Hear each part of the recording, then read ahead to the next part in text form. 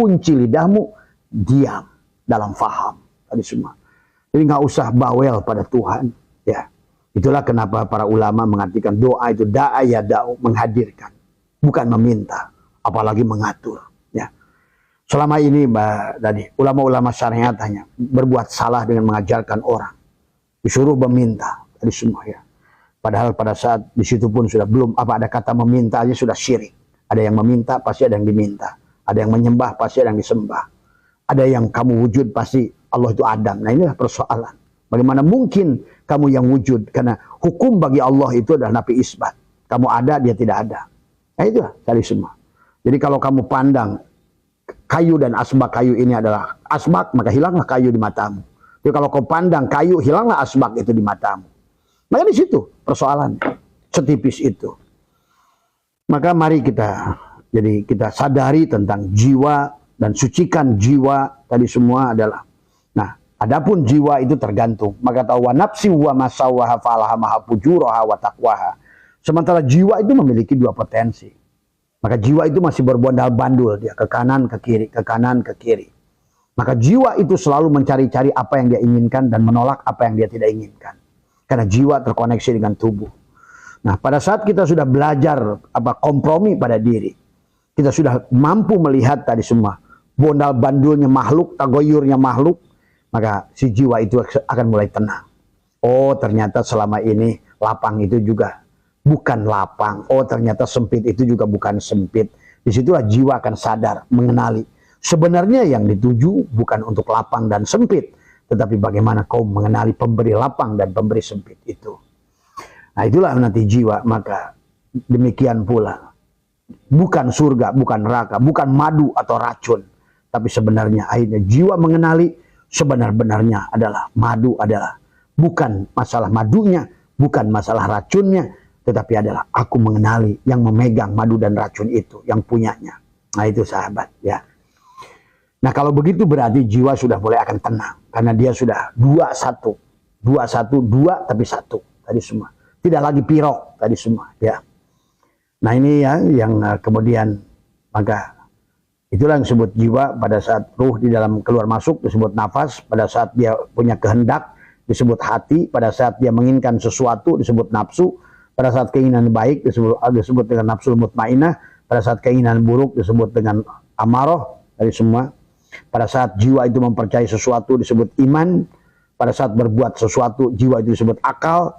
Pada saat melihat disebut basor. Pada saat mendengar disebut sama. Pada saat bicara disebut kalam. Pada saat berkehendak disebut kudrat.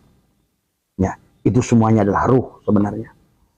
Nah, tapi pada martabat jiwa tadi semua dia akan maka wa nafsi wa masawaha falhamaha fujuraha wa taqwaha. Nah, maka sahabat, maka ya cara melatihnya adalah ayo hapuskan reposisi, repressing, catatan-catatan yang tadi pada saat kita kelahiran. Kenapa?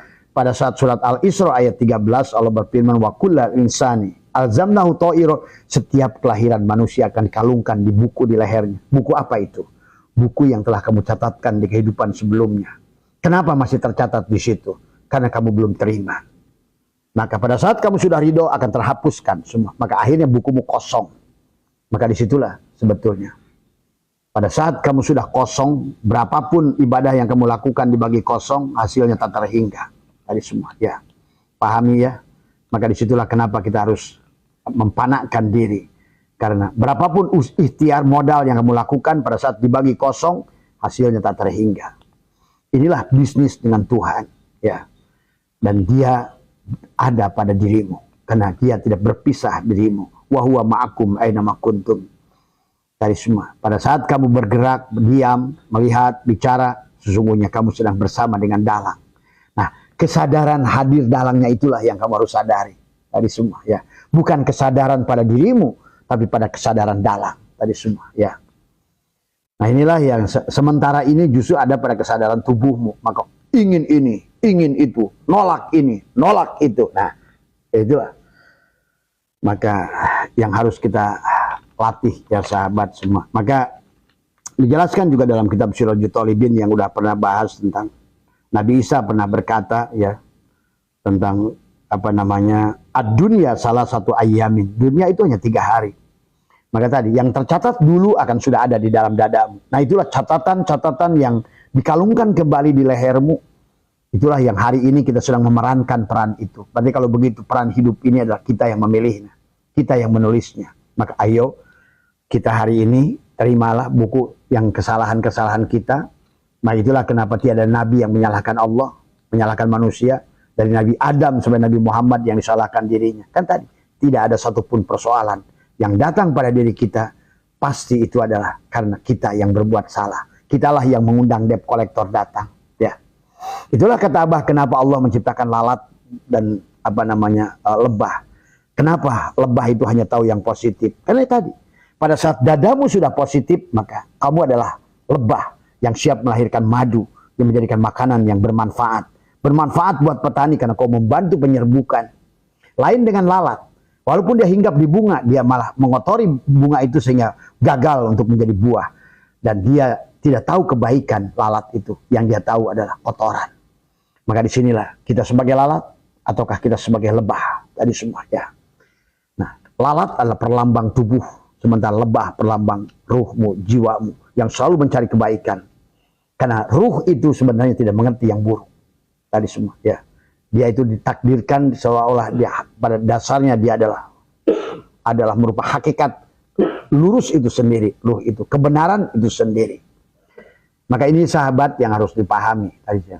Maka kalau kita ini sebenarnya tubuh kita ini sudah bisa menjadi, kalau sudah ada pada tempatnya, maka tubuh kita ini akan selalu mencari tempat berkah. Maka lebah itu begitu terbang dia tahu di mana bunga berada.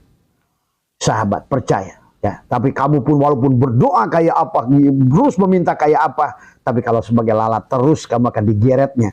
Sungut yang ada pada lalat itu akan membawamu pada pada kotoran, pada masalah, pada problem, pada kesusahan. Itulah yang harus kita rubah hari ini.